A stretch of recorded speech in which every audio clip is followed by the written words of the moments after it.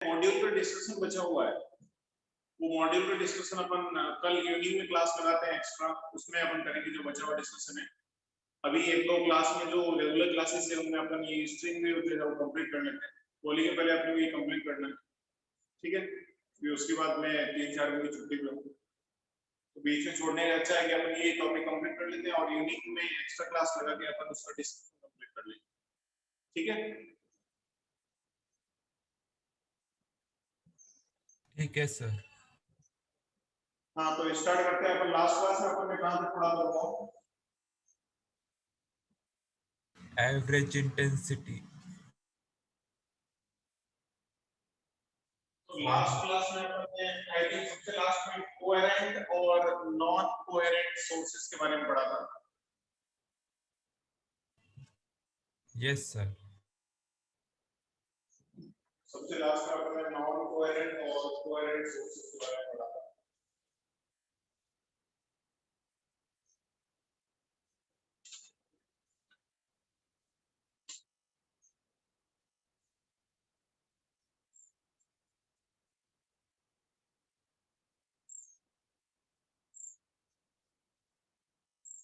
Next heading है अपने पास रिफ्लेक्शन, रिफ्लेक्शन एंड ट्रांसमिशन।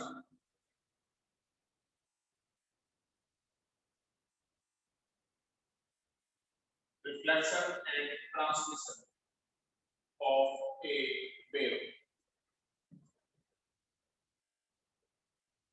तो इसको समझते हैं क्या होता है। बहुत इंपॉर्टेंट टॉपिक है, अगर अपने को स्टैंडिंग वेव समझना है तो उसके लिए बहुत ज्यादा इंपॉर्टेंट टॉपिक है, क्योंकि इससे आगे अपन स्टैंडिंग वेव पढ़ने वाले हैं और स्टैंडिंग वेव के लिए अपने को ये सारी चीजें आनी चाहिए। रिफ्लेक्शन एंड ट्रांसमिशन क्या होता है? जैसे अपने पास एक कोई वायर है, उस वायर के अंदर क्या कर रहे हैं अपन, जैसे एक साइन वेव क्रिएट कर रहे हैं और अभी अपन ने जो वायर लिया है वो वायर एक जैसा नहीं लिया है, उसकी थिकनेस क्या है, अलग अलग है। और अगर उसकी थिकनेस अलग अलग है तो उस केस में क्या होगा, जैसे अपन ने इनिशियली जहां पे अपन साइन वेव क्रिएट कर रहे हैं वहां पे मान लेते हैं उसकी थिकनेस कम है और आगे कुछ डिस्टेंस के बाद उसकी थिकनेस बढ़ गई। अगर उसकी थिकनेस बढ़ गई तो क्या मैं ये बोल सकता हूं कि एक्चुअली मीडियम चेंज हो गया, क्योंकि वायर के अंदर वेव की वेलोसिटी चेंज हो जाएगी। क्योंकि पहले वाले जो वायर है उस तुम ये सोचो कि वायर के अंदर वेलोसिटी कितनी होती है, under of T upon mu. तो अपन थिकनेस चेंज कर रहे हैं, मतलब अपन क्या चेंज कर रहे हैं, मास पर यूनिट लेंथ। मास पर यूनिट लेंथ अगर चेंज करोगे या फिर मास पर यूनिट लेंथ अगर बढ़ा रहे हो, अगर थिकनेस बढ़ा रहे हो, तो अगर वायर पतला है या वायर की थिकनेस अगर बढ़ा भी रहे हो तो वायर जब तक सेम है तब तक टेंशन तो अपने को पता है कि सेम रहने वाला है, चेंज नहीं होगा। जब तक वायर सेम है तब तक उसमें टेंशन तो डेफिनेटली सेम आएगा।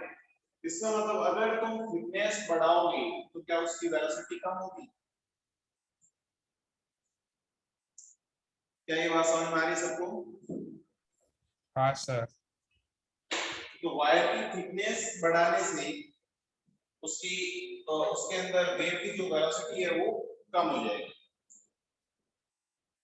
और वेव की वेलोसिटी अपने को पता है किसकी प्रॉपर्टी होती है, मीडियम की प्रॉपर्टी। तो मीडियम चेंज हो गया, अपने को पता है कि मीडियम किसको बोल रहे हैं, वेव जो है वो प्रोपागेशन के लिए जिस भी सोर्स का यूज कर रहा है या जिसके थ्रू पास हो रही है उसको हम मीडियम बोल रहे हैं। तो पहले जो है वो कम थिकनेस वाले वायर के थ्रू पास हो रही थी, बाद में थिकनेस बढ़ा दी, मतलब अपन ने मीडियम चेंज कर दिया, मीडियम चेंज कर दिया तो उसकी वेलोसिटी चेंज हो गई, या फिर मीडियम चेंज होगा तो डेफिनेटली वेलोसिटी चेंज होगी। इससे मैंने बताया था कि जो वेलोसिटी होती है वो मीडियम की प्रॉपर्टी होती है, फ्रीक्वेंसी जो होती है वो सोर्स की प्रॉपर्टी होती है, और लैम्ब्डा इन दोनों के अकॉर्डिंग एडजस्ट होगा। ये सारी बातें कर ली थी अपन ने। तो अभी अपने को ये पता करना है कि जैसे कोई वेव जा रही है, अचानक से तुमने वायर की थिकनेस बढ़ा दी, तो थिकनेस बढ़ाने से क्या होगा, तुम ऐसे समझो कि अगर तुमने मीडियम चेंज कर दिया तो जो वेव तुमने भेजी थी उस वेव का सारा पार्ट जो है वो ट्रांसमिट होगा, ऐसा कोई कंपल्सरी नहीं है। उसका कुछ पार्ट क्या होता है, रिफ्लेक्ट हो जाता है। भाई जैसे डेंसर मीडियम से अगर वेव डेंसर मीडियम से अगर रेयर मीडियम से डेंसर मीडियम में जा रही है, तो रेयर मीडियम से डेंसर मीडियम में जाएगी, कुछ पार्ट तो ट्रांसमिट होगा और कुछ पार्ट रिफ्लेक्ट होगा। अब जो रिफ्लेक्ट हो रहा है, मेनली अपने को उस पार्ट को स्टडी करना है। उस पार्ट को स्टडी क्यों करना है उसकी बात करता हूं मैं, क्योंकि आगे अपन पढ़ने वाले स्टैंडिंग वेव। स्टैंडिंग वेव का थोड़ा बहुत मैंने आइडिया बताया था, ज्यादा नहीं पढ़ा था हमने। स्टैंडिंग वेव पढ़ना है हमें। मैंने बताया था स्टैंडिंग वेव क्रिएट करने का सबसे आसान तरीका है, क्योंकि स्टैंडिंग वेव कब बनती है, स्टैंडिंग वेव बनती है कि दो ऑपोजिट डायरेक्शन से आने वाली वेव्स अगर मिल जाए जिनकी फ्रीक्वेंसी ऑलमोस्ट सेम है, तो उससे जो वेव बनती है या उससे जो अपने पास पैटर्न आएगा उसको अपन बोलेंगे स्टैंडिंग वेव। तो देखो एक ही वायर के अंदर अगर मैं वेव क्रिएट कर रहा हूं, तो जैसे किसी मीडियम से जैसे रेयर से डेंसर में जा रही है तो रिफ्लेक्ट होने वाली वेव, और यहां से जो मैं कंटिन्यूअसली अगर वेव क्रिएट कर रहा हूं तो इन दोनों की फ्रीक्वेंसी तो डेफिनेटली सेम होगी, और एक प्लस एक्स में जा रही है एक माइनस एक्स में जा रही है, तो ऑपोजिट एक्स में होगी। तो इंसिडेंट वेव और रिफ्लेक्टेड वेव ये दोनों आपस में क्या बनाएगी, स्टैंडिंग वेव बनाएगी। अब कुछ लोग ऐसे बोल रहे होंगे ऐसा करने की क्या जरूरत है, अपन अलग अलग जो है वो एक इस डायरेक्शन से वेव प्रोपागेट करवा दो, एक इस डायरेक्शन से प्रोपागेट करवा दो। सही बात है, ऐसा करवा सकते हैं, बट ऐसा करवाने से हो सकता है कि फ्रीक्वेंसी के अंदर थोड़ा बहुत माइनर सा डिफरेंस आ जाए, और फ्रीक्वेंसी के अंदर थोड़ा बहुत भी अगर डिफरेंस आएगा तो डेफिनेटली स्टैंडिंग वेव प्रॉपर नहीं बनेगी। तो अपने को अभी ये देखना है कि सबसे पहले अपन ये स्टडी कर रहे हैं कि रिफ्लेक्शन और ट्रांसमिट जो वेव होगी उनकी वेलोसिटी एम्पलीट्यूड किस टाइप से चेंज करेगा, या फिर उनकी इक्वेशंस अपन किस टाइप से लिखेंगे। ठीक है, अच्छा ये पढ़ने से पहले मैं तुम्हें कुछ एनिमेशंस बताता हूँ, उसको थोड़ा सा अच्छे से देखना तुम। इसी के अंदर मैं स्क्रीन शेयर कर रहा हूँ, तो क्योंकि उससे एनिमेशन से तुम्हें समझना ज्यादा आसान होगा।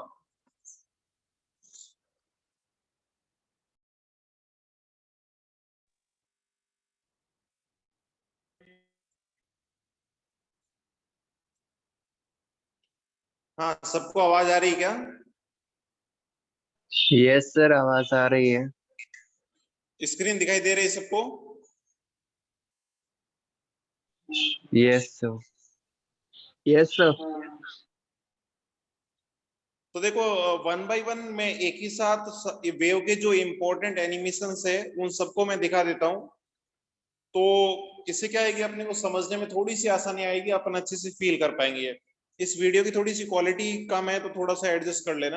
अपने को बस समझ में आना चाहिए कि वेव किस टाइप से प्रोपागेट करती है। ये बार बार लोग अभी तक एंटर कर रहे हैं, टाइम पे आया करो यार, ऐसे मत किया करो।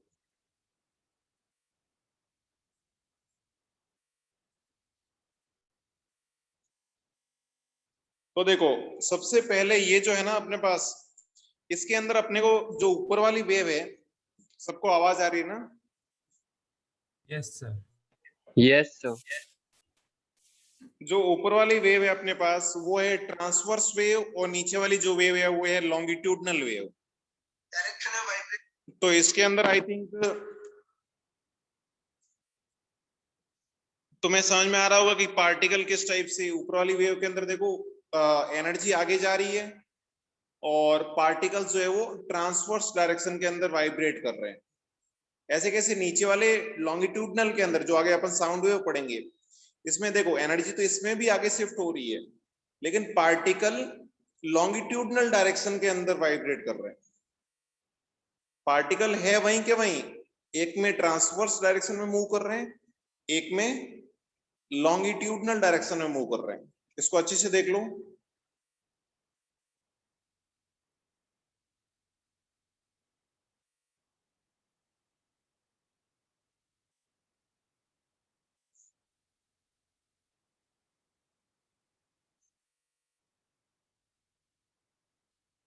क्या सबको समझ में आ गया ये? Yes, sir.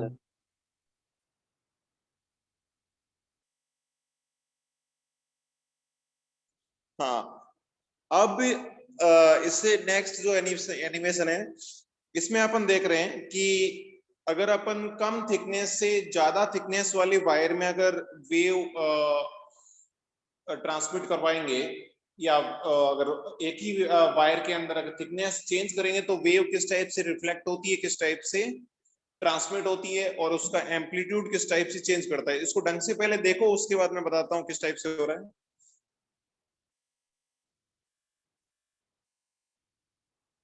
आगे वाले वायर की थिकनेस ज्यादा है और पहले जहां से वेव अपन ने स्टार्ट जनरेट करी थी वहां पे थिकनेस कम है। देखने से पता चल रहा होगा आई थिंक। देखो यहां से अपने को एक बात पता चल रही है कि कम थिकनेस वाले वायर से जब ज्यादा थिकनेस वाले वायर में वेव जा रही है तो वेव का कुछ पार्ट रिफ्लेक्ट हो रहा है और कुछ पार्ट ट्रांसमिट हो रहा है। तो अगर वेव का कुछ पार्ट रिफ्लेक्ट हो रहा है, कुछ पार्ट ट्रांसमिट हो रहा है, तो ये तो मैं एनर्जी कंजर्वेशन से डेफिनेटली बोल सकता हूं ना कि ट्रांसमिट होने वाली वेव और रिफ्लेक्ट होने वाली वेव, इन दोनों का मिला के एम्पलीट्यूड इंसिडेंट होने वाली वेव के इक्वल होगा अगर एनर्जी में लॉस नहीं हो रहा है तो। Yes sir. सबको मेरी बात समझ में आ रही है क्या?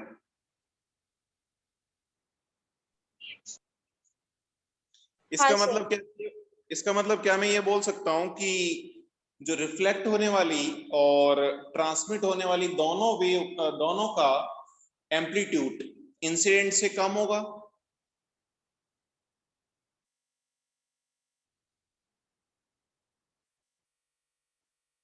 बोलो। सबको समझ में आ रहा है ना? Yes sir. Yes, sir. अब इसको अच्छे से देखो कैसे रिफ्लेक्ट हो रही है वो। जब डेंसर मीडियम से रिफ्लेक्ट हो रही है तो देखो इसको अच्छे से, आप देखो ना, यहीं पे देखो तुम अच्छे से।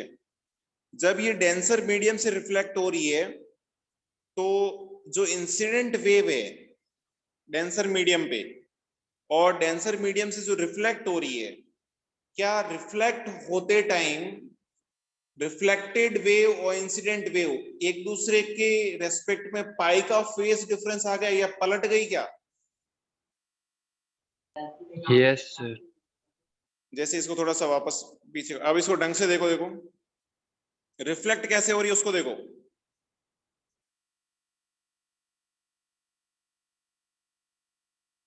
तो ट्रांसमिट हो रही है वो तो सीधी की सीधी जा रही है, लेकिन रिफ्लेक्ट होने वाली वहीं पे पलट जा रही है। देखो एम्पलीट्यूड प्लस एक्स से माइनस एक्स में हो जाता है, सॉरी प्लस वाई से माइनस वाई में हो जाता है तुरंत। और सर जो ट्रांसमिट हो रही है उसकी भी एम्पलीट्यूड डिक्रीज हो जा रही है। हाँ तो बट वो उसमें है ना प्लस वाई में ही है, वो जो है वो पलट नहीं रही है। मतलब प्लस वाई में था पहले और बाद में भी प्लस वाई में ही है।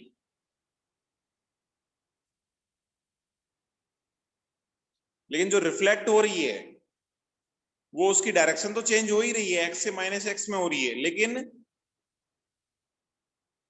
माइनस प्लस वाई से माइनस वाई में एम्पलीट्यूड हो जा रहा है उसका, मतलब पलट जा रही है। इसको अपन देखेंगे, अभी थोड़ा सा इसको आइडिया लग जाना चाहिए अपने को।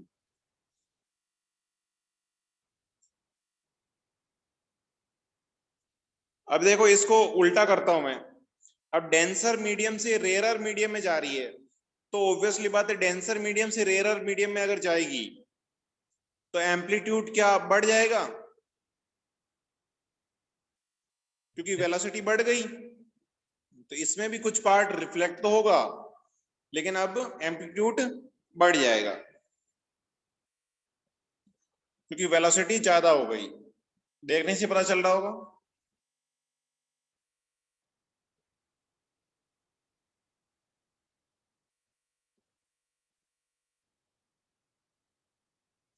हाँ, अब ये सबसे मोस्ट इंपॉर्टेंट आगे अपन पढ़ने वाले हैं, लेकिन मैं यहीं पे बता देता हूं। देखो है ना, वेव का रिफ्लेक्शन जो करवा रहे हो, अभी अपन ने वेव का रिफ्लेक्शन जो करवाया है, वो वेव का रिफ्लेक्शन वायर के अंदर मीडियम चेंज करके करवाया है, यानी वायर की थिकनेस बढ़ा के या वायर की थिकनेस कम करके करवाया है।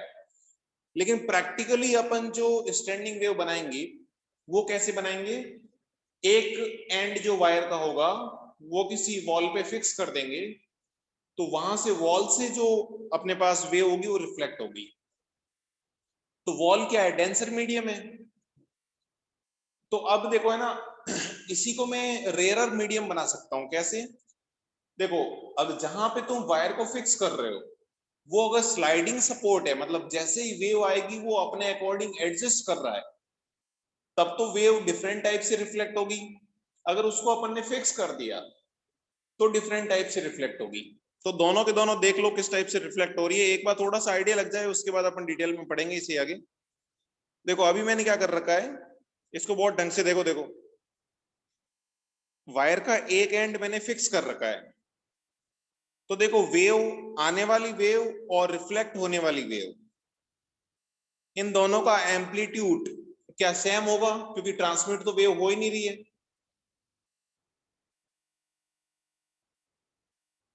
बोलो।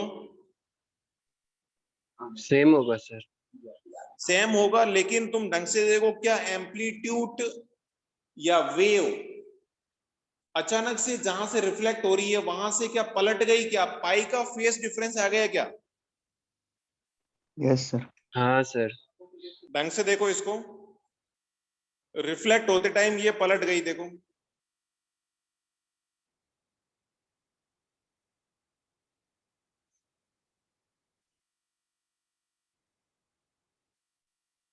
मतलब आने वाली वेव और जाने वाली वेव पलट के आ रही है वापस। ऐसा नहीं है कि सीधी की सीधी जैसे गई थी वैसे के वैसे स्मूथली वापस आ रही है।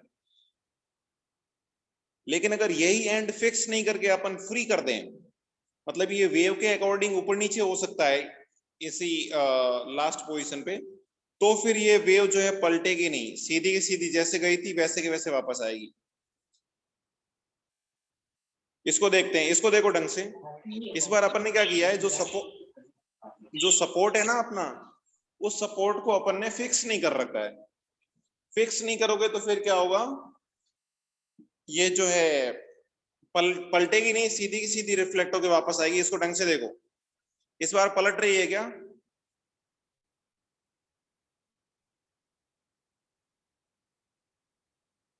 देखो पलट नहीं रही है।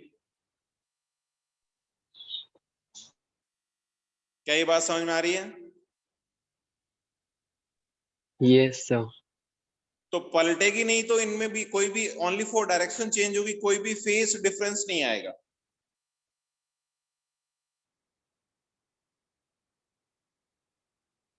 हाँ अब देखो है ना, आगे अपन पढ़ेंगे स्टैंडिंग वेव, लेकिन अभी मैं थोड़ा सा एनिमेशन बताता हूँ, अगर अपने को समझ में नहीं आया तो नेक्स्ट क्लास में अपन वापस से पढ़ लेंगे।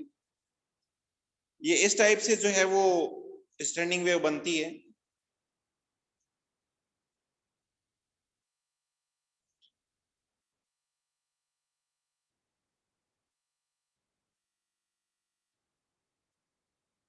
देखो अभी अपन साइन वेव भेज रहे हैं एक डायरेक्शन से, फिर रिफ्लेक्ट होने वाली वेव और आने वाली वेव दोनों मिलके देखो स्टैंडिंग वेव बना रही है। थोड़ी देर बाद पूरे वायर के अंदर स्टैंडिंग वेव बन जाएगी।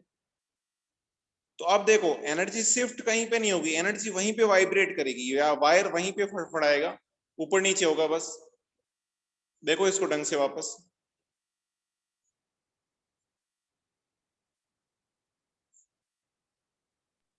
सो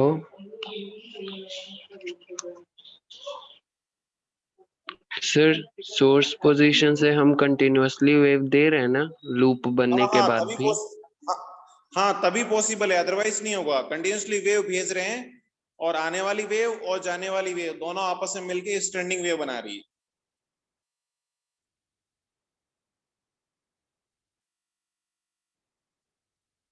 बंद नहीं कर रहे हैं, कंटिन्यूअसली वेव भेज रहे हैं।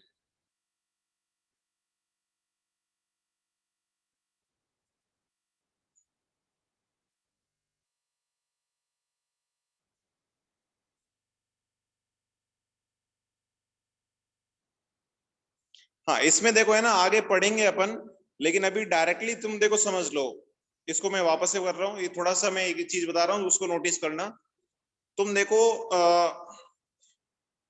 वायर तो वही साइन वेव के टाइप से ही है, लेकिन मैंने तुम्हें थोड़ा बहुत आइडिया होगा कि जब स्टैंडिंग वेव का मैंने थोड़ा बहुत इंट्रोडक्शन बताया तब मैंने बताया था इसके अंदर लूप्स टाइप बनते हैं। तो एक्चुअली लूप नहीं बनते, एक्चुअली तो वायर जो है वो साइन वेव के टाइप से ही है, लेकिन जैसे ही एनर्जी वाइब्रेट करेगी उसी पोजीशन पे, तो अपने को अगर तुम ढंग से देखोगे तो लूप के टाइप से दिखेगा। देखो इसको देखो, जब पूरे वायर में स्टैंडिंग वेव बन गई है तो उसके बाद अपने को लूप के टाइप से लगेगा।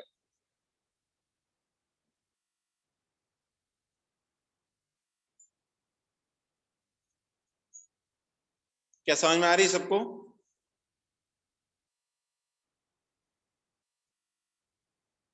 Yes sir. और उसमें एक चीज और देखो कि जो अल्टरनेटिव, जो एक लूप के पार्टिकल है, क्या सारे के सारे एक साथ वाइब्रेट कर रहे हैं? और अल्टरनेटिव लूप वाले पार्टिकल एक दूसरे के ऑपोजिट वाइब्रेट कर रहे हैं, मतलब फर्स्ट वाला लूप पॉजिटिव जा रहा है तो सेकंड वाला लूप नेगेटिव में जा रहा है।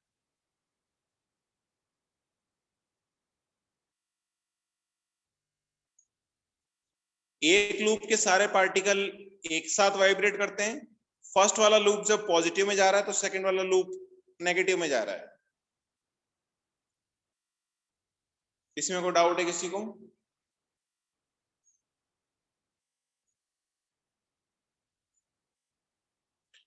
कोई डाउट नहीं है ना?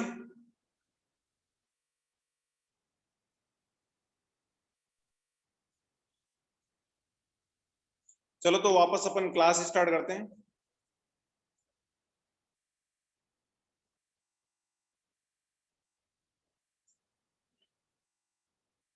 अच्छा, तो क्या मैं ये लिख सकता हूं कि रिफ्लेक्शन, इसको देखो एनिमेशन मैंने इसलिए बताया था कि इसको वापस से इतना अच्छे से डिटेल में डिस्कस करने की जरूरत नहीं है, मैं डायरेक्टली बोल सकता हूं कि वेव का रिफ्लेक्शन अगर डेंसर मीडियम से हो रहा है, वेव का रिफ्लेक्शन अगर डेंसर मीडियम से हो रहा है तो इंसिडेंट वेव और रिफ्लेक्टेड वेव इन दोनों के बीच में पाई का फेस डिफरेंस होगा, क्योंकि वेव पलट जाती है। क्या ये बात समझ में आ रही है सबको?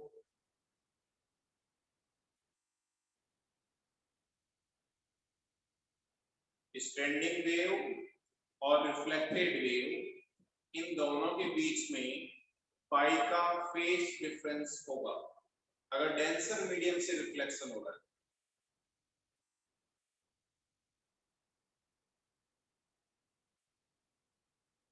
हेलो, यस सर, आपकी आवाज आ रही है। आ रही ना? हाँ सर। तो ये मैं जो बात बोल रहा हूँ वो सबको समझ में आ रही है क्या?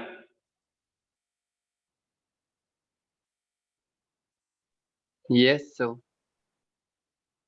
और अगर रेयरर मीडियम से रिफ्लेक्शन हो रहा है तो इंसिडेंट वेव और रिफ्लेक्टेड वेव के बीच में कोई भी पाथ डिफरेंस या फेज डिफरेंस नहीं होगा, ओनली फॉर डायरेक्शन चेंज होगी।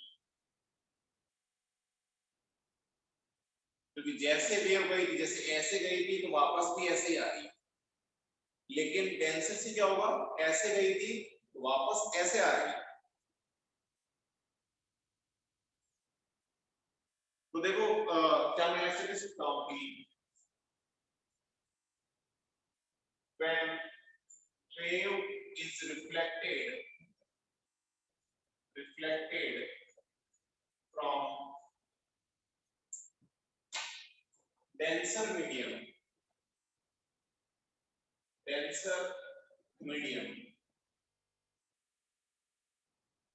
then phase difference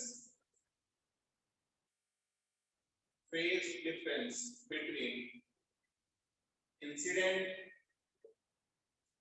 and reflected wave is pi, और अगर पाई का फेज डिफरेंस, पाथ डिफरेंस कितना होगा, लैम्बडा बाई 2। यानी तुम ऐसे समझ लो कि वेव के पलटने के अंदर अंदर उसने लैम्बडा बाई 2 जो है वो पाथ स्किप कर दिया। पाई का फेज डिफरेंस आ रहा है तो फाई कितना होगा, के डेल्टा एक्स। तो अगर फाई जो है वो पाई है तो के 2 पाई अपॉन लैम्बडा, तो डेल्टा एक्स कितना आएगा, लैम्बडा बाई 2।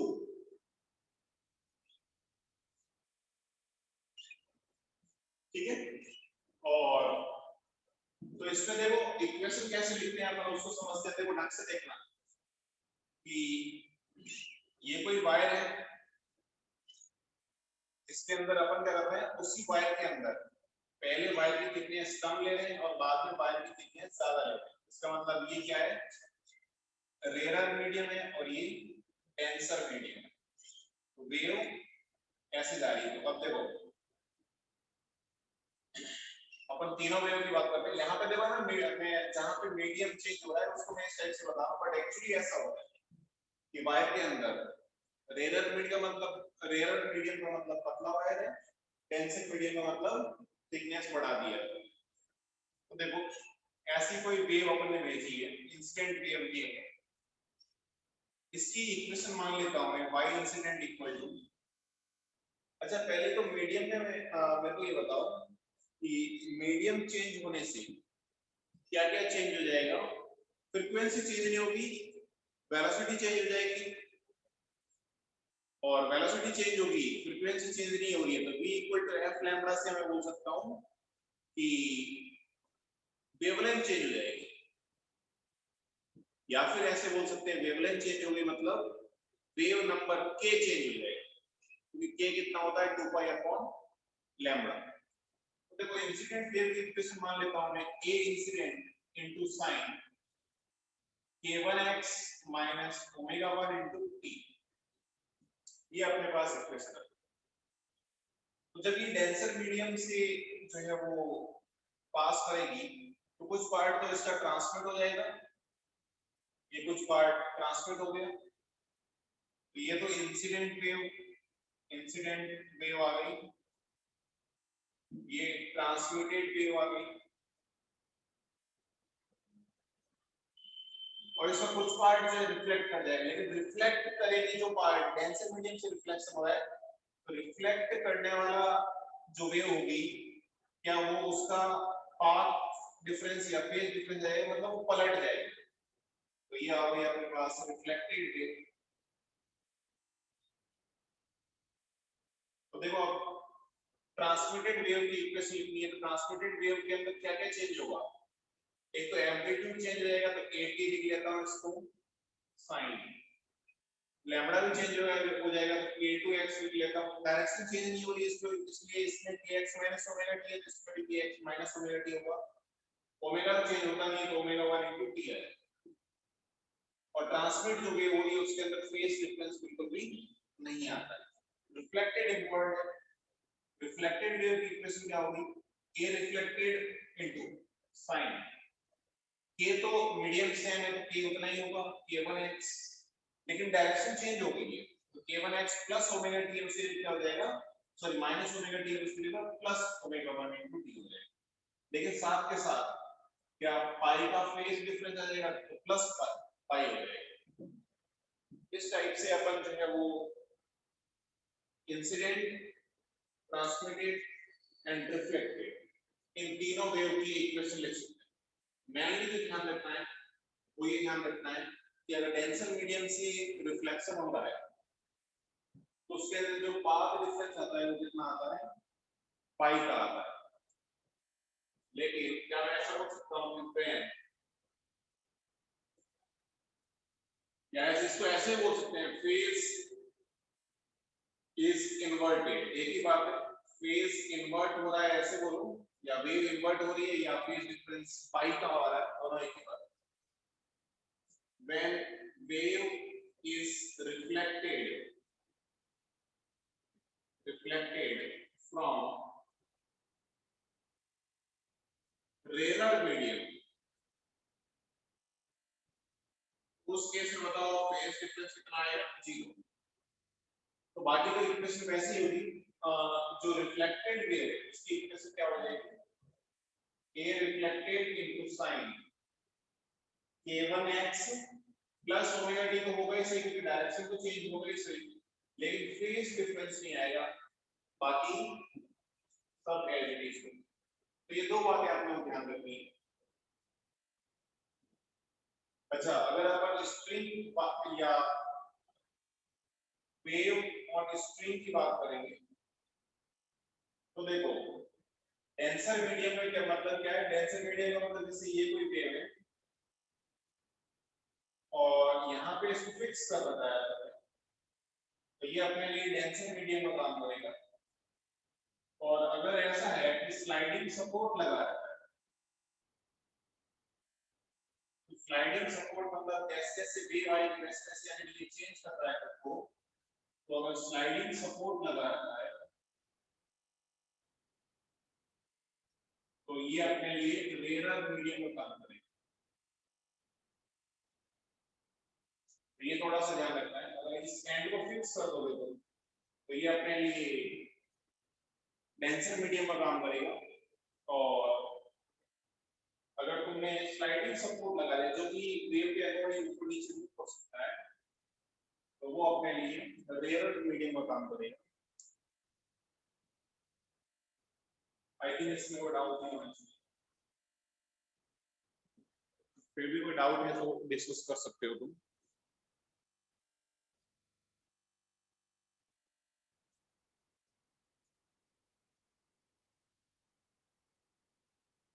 तो ये इसके अंदर इंपॉर्टेंट ये है कि इक्वेशन कैसे लिखनी है अपने, इंसिडेंट और रिफ्लेक्टेड वेव की इक्वेशन कैसे लिखनी है ये अपने को पता होना चाहिए।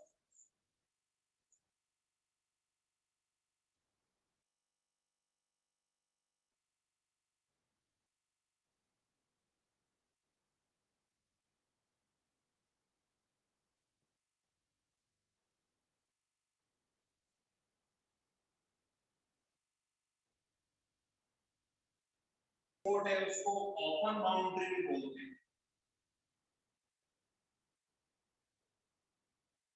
ओपन बाउंड्री में बोलते हैं। ओपन बाउंड्री का मतलब कोई फिक्स एंड नहीं है, जो तुम्हारा एंड पॉइंट है जहां से वेव रिफ्लेक्ट हो रही है वो वेव के अकॉर्डिंग एडजस्ट हो रहा है, मतलब वेव को कहीं से जो है इसके अकॉर्डिंग एडजस्ट नहीं करना पड़ रहा है, वो वेव के अकॉर्डिंग खुद को एडजस्ट कर रहा है, तो ओपन बाउंड्री हो गई या रेयर मीडियम हो गया। अच्छा मेरे को बताओ वेलोसिटी डिफरेंट होगी तो मैं ऐसा कर लेता हूँ, जिस मीडियम से वेव इंसिडेंट हो रही है उसकी वेलोसिटी v1 मान लेता हूँ, जिस मीडियम के अंदर वेव जा रही है उसकी वेलोसिटी v2 मान लेता हूँ। अब देखो अगर अपने एग्जाम में क्या होगा, अपने को इंसिडेंट वेव की इक्वेशन पता होगी और अपने को रिफ्लेक्टेड और ट्रांसमिटेड वेव की इक्वेशन पूछेगा, तो उसके लिए बताओ क्या कैलकुलेट करना इंपॉर्टेंट है, एम्पलीट्यूड, ट्रांसमिटेड और रिफ्लेक्टेड, इन दोनों का एम्पलीट्यूड कितना होगा ये अपने को सॉल्व करना पड़ेगा। ठीक है, तो सब लोग नोट कर लिया, रफ कर दें? Yes sir. ये रफ कर देंगे। अब देखो डेरिवेशन नहीं कर रहे हैं हम इसके अंदर इंसिडेंट वेव के रेस्पेक्ट में रिफ्लेक्टेड और ट्रांसमिटेड का एम्पलीट्यूड निकालने के लिए बस एनर्जी कंजर्वेशन से आता है, ज्यादा इंपॉर्टेंट अपने काम का भी नहीं है, डायरेक्टली फॉर्मूला यूज करना है। तो वेव जैसे एक मीडियम से अगर दूसरे मीडियम में जा रही है और कुछ पार्ट उसका रिफ्लेक्ट हो रहा है, ये इंसिडेंट वेव का एम्पलीट्यूड है ai, ये रिफ्लेक्टेड वेव का एम्पलीट्यूड है, ये ट्रांसमिटेड वेव का एम्पलीट्यूड। फर्स्ट मीडियम के अंदर वेव की वेलोसिटी v1 है, सेकंड मीडियम के अंदर वेव की वेलोसिटी v2 है।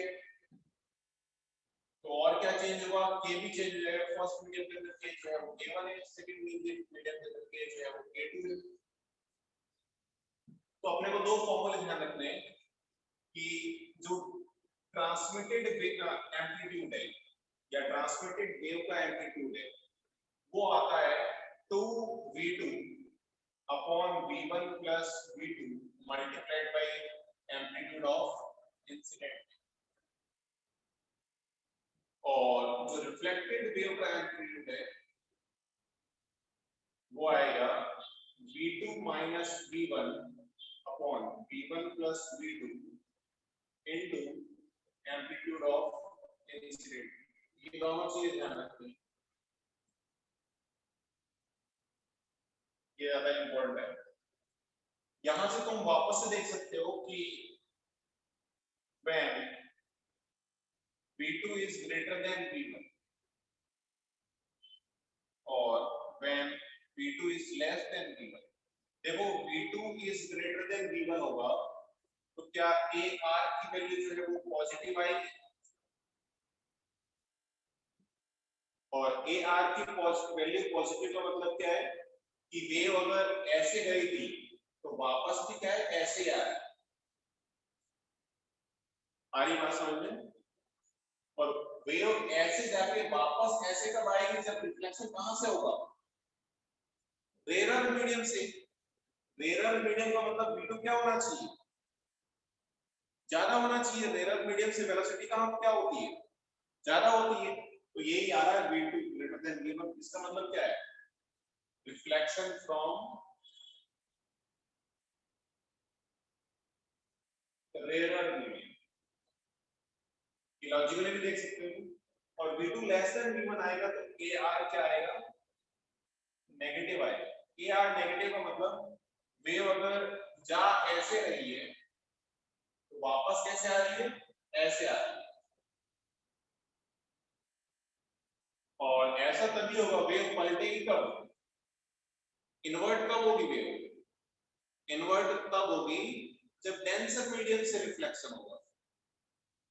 और डेंसर मीडियम से रिफ्लेक्शन होगा इसका मतलब v2 क्या है, कम है, क्योंकि डेंसर मीडियम में वेलोसिटी क्या होती है वेव की, कम होती है।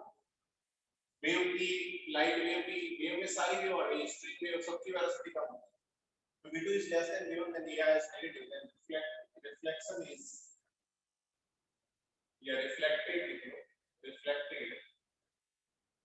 reflected from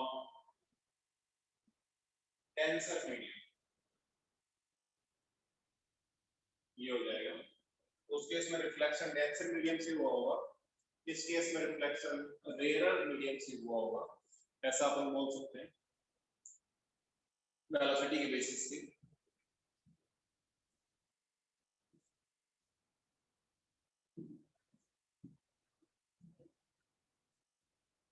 I think simple है, सबको समझ में आ रहा होगा। ये फॉर्मूला आपको याद रखना है।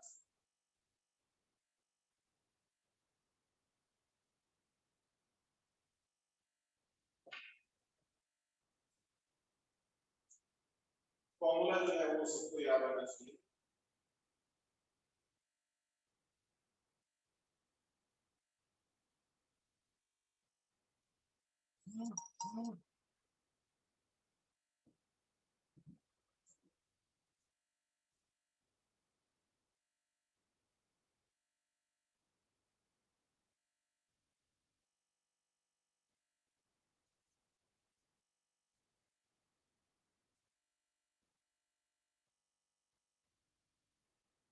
हाँ तो ये नोट कर लिया गया।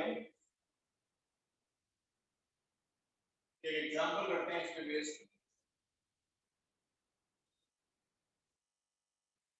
तो देखो इंसिडेंट वेव ये ऐसे जा रही है और ये क्या है आगे आपके पास टेंशन वायर सेमी वायर के अंदर इंसिडेंट जो वेव है उसकी इक्वेशन पता है अपने को। उसकी इक्वेशन क्या है 4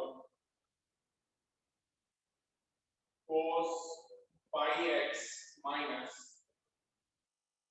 100 pi into p।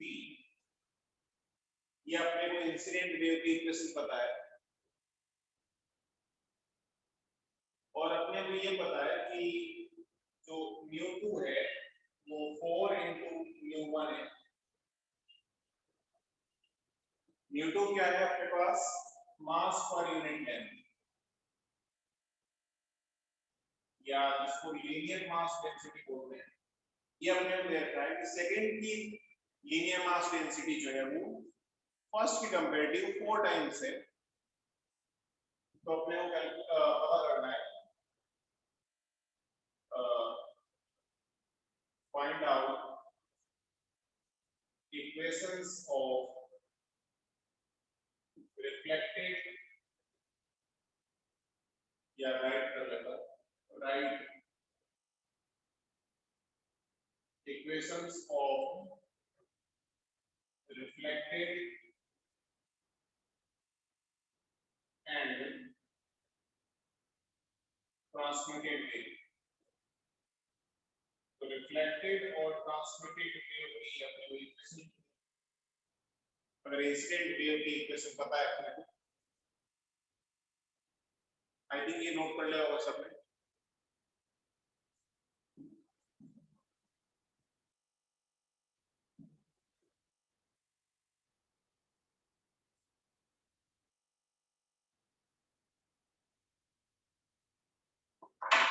तो रिफ्लेक्टेड और ट्रांसमिटेड वेव की इक्वेशन लिखनी है अपने को। अगर इंसिडेंट वेव की इक्वेशन ये है और अपने को ये देखना है कि लीनियर मास डेंसिटी जो है वो सेकंड वायर की फर्स्ट वायर की कंपैरेटिव 4 टाइम्स। देखने से पता चल रहा है सेकंड की थिकनेस ज्यादा है तो पर यूनिट लेंथ के अंदर मास ज्यादा होगा या डेंसर मीडियम होगा। आई थिंक सब लोग ट्राई कर सकते हैं इसको।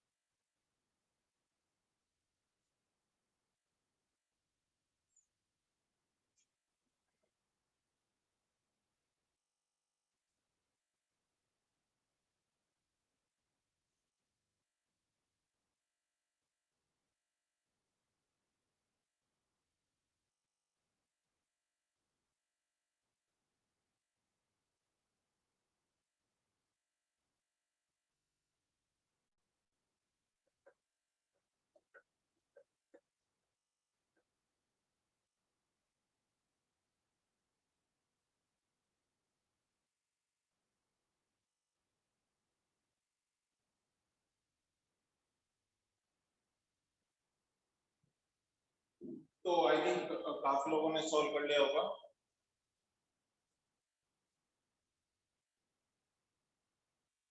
किया सॉल्व किसी ने?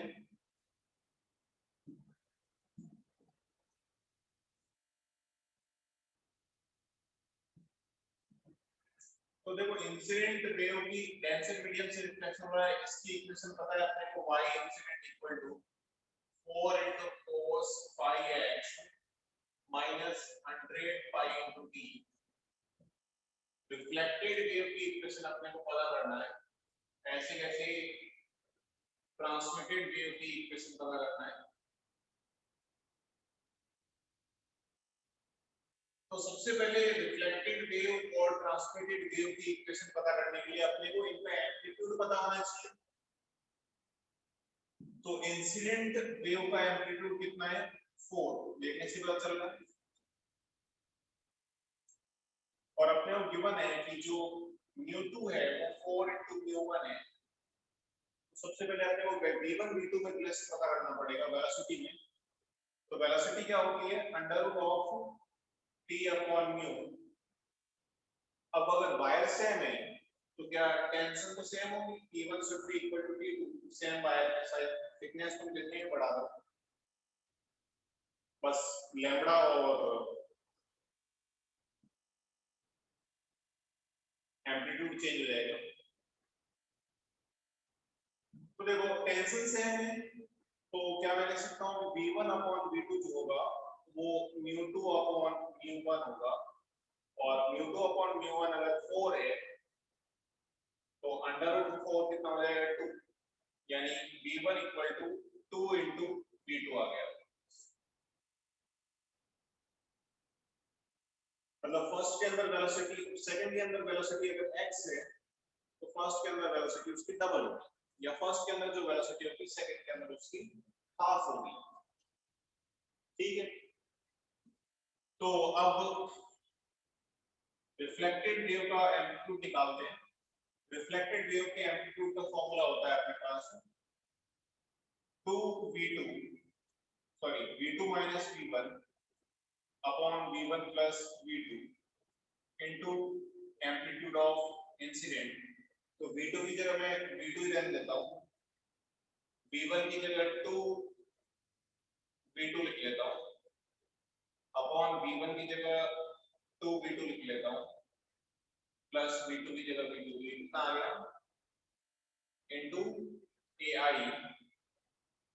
तो ये आ गया अपने पास a/3 आ गया है माइनस ai अपॉन 3। माइनस तो अपने को पता है इसलिए आ रहा है क्योंकि वेव इन्वर्ट हो रही है। ऐसे कैसे ट्रांसमिटेड वेव का एम्पलीट्यूड निकालता हूं, वो कितना हो जाएगा, वो हो जाएगा 2v2 upon v1 plus v2 multiplied by a of amplitude. तो ये हो जाएगा 2v2 अपॉन v1 को मैं 2v2 लिख लेता हूं प्लस v2 3v2 हो गया, तो ये 2/3 इनटू एम्पलीट्यूड ऑफ इंसिडेंट, ये आ गया अपने पास। और देखो अगर एक तुमने सॉल्व कर लिया है तो फिर तो तुम्हें ये तो सॉल्व करने की जरूरत ही नहीं है, क्योंकि अपने को पता है एनर्जी कंजर्वेशन से इंसिडेंट का अगर 4 है तो इंसिडेंट का 4 है तो रिफ्लेक्टेड प्लस इसका मिला के कितना आएगा 4, तो इसका 1/3 है तो इसका 2/3 होगा। तो ये आ गया अपने पास 4/3 मैग्नीट्यूड की बात कर रहा हूं, और ये कितना आ गया 4 8/3 आ गया। ये अपने पास दोनों पे एम्पलीट्यूड आ गए। अच्छा और क्या सॉल्व करना पड़ेगा अपने को, वेलोसिटी चेंज होगी, फ्रीक्वेंसी चेंज होती नहीं है तो k भी चेंज हो जाएगा। k कैसे चेंज होगा, वो ऐसे देख सकते हो तुम कि वेलोसिटी क्या होती है ओमेगा अपॉन k, ये पहले बताया था मैंने, v equal to f lambda भी लिख सकते हो या ओमेगा अपॉन k भी लिख सकते हो। इससे आता है ओमेगा को 2 पाई f लिख लोगे, k को 2 पाई अपॉन लैम्डा लिख लोगे तो वही f लैम्डा आ जाएगा। तो ओमेगा तो सेम है तो v1 अपॉन v2 जो होगा वो k2 अपॉन k1 के इक्वल होगा, और v1 अपॉन v2 की वैल्यू अपन निकाल चुके हैं, कितना है 2 है, तो k2 equal to 2 into k1 हो जाएगा, और k2 कितना है वहां से देख सकते हो kx, k2 जो है वो k1 जो है वो पाई है तो k2 कितना हो जाएगा 2 पाई हो जाएगा। तो जो अपने को रिक्वायर्ड था वो सारी चीजें अपन ने सॉल्व कर ली। अब आई थिंक अपन इक्वेशन लिख सकते हैं।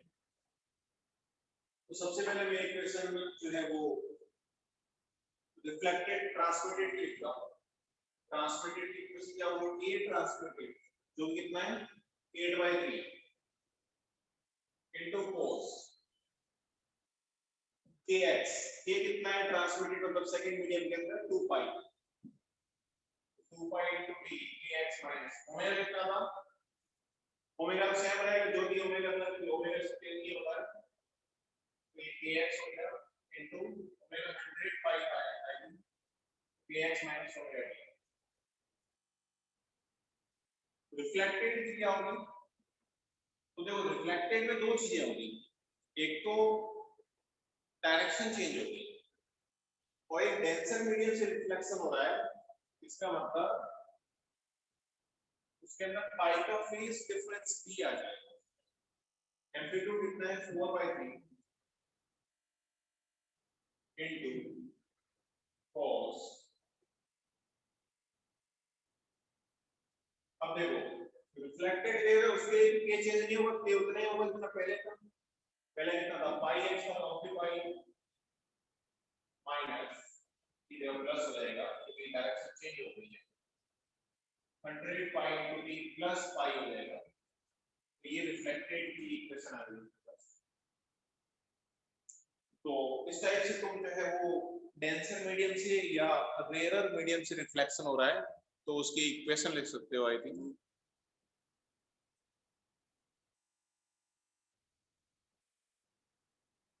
इसमें कोई डाउट नहीं होना चाहिए।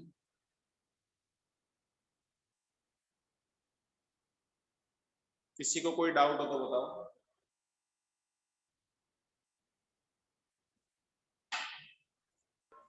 Sir v equal to omega by k में ओमेगा कांस्टेंट रहेगा।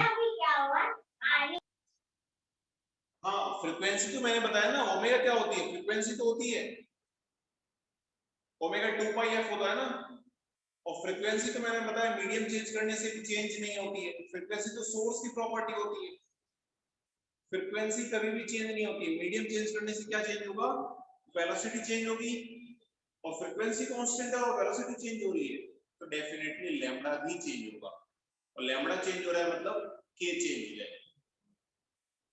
बोलो अब डाउट है? अब क्लियर है सर। ठीक है।